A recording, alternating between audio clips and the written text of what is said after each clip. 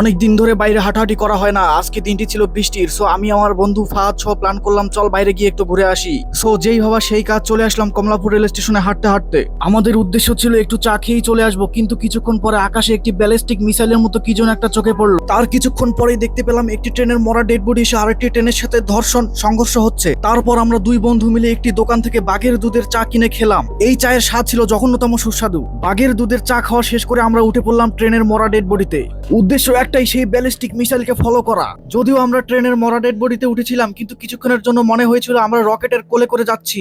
যাওয়ার সময় গোপন সূত্রে খবর পেলাম আসলে সেটি ব্যালিস্টিক মিসাইল ছিল না, সেটি ছিল আমাদের প্রাইভেট জেট। এখন আমি আর আমার বন্ধু সহ নতুন করে প্ল্যান করলাম সেই খরিদকৃত নতুন জেটটিতে করে আমরা উগান্ডা যাব। উগান্ডা যাওয়ার পূর্বে আমাদেরকে কিছু খেয়ে নিতে হবে, তাই আমরা চলে আসলাম ডাইনোসরের হালুয়া খেতে। এই ডাইনোসরের হালুয়াটি তৈরি হয়েছে অনেক পুরনো যুগের ডাইনোসর দিয়ে, যাতে অনেক পুষ্টি রয়েছে। এই রেসিপির স্বাদ ছিল ভয়ঙ্কর বিশ্রী সুস্বাদু। যদিও খাবারের টেস্টটি ছিল জঘন্য বিশ্রী, তবু আমাদেরকে বেঁচে থাকার লড়াই এটা খেতে হচ্ছে। আমরা দুই বন্ধু মিলে অনেক মজা করে এই জঘন্য রেসিপিটি খেয়ে ফেললাম। ডাইনোসরের হালুয়া খাওয়া শেষ হয়ে গেলে আমরা এবার ডাইনোসরের দুধের চা খাওয়া শুরু করলাম। ডাইনোসরের দুধ যে এত জঘন্য সুস্বাদু হতে পারে এটা আমাদের জানা ছিল না। সো গাইস, খাওয়া দাওয়া শেষে আমরা আমাদের প্রাইভেট জেটে ওঠার জন্য আমরা চলে যাচ্ছিলাম রানওয়ের দিকে। একদম উগান্ডায় গিয়ে আপনাদের সাথে দেখা হবে। Good bye.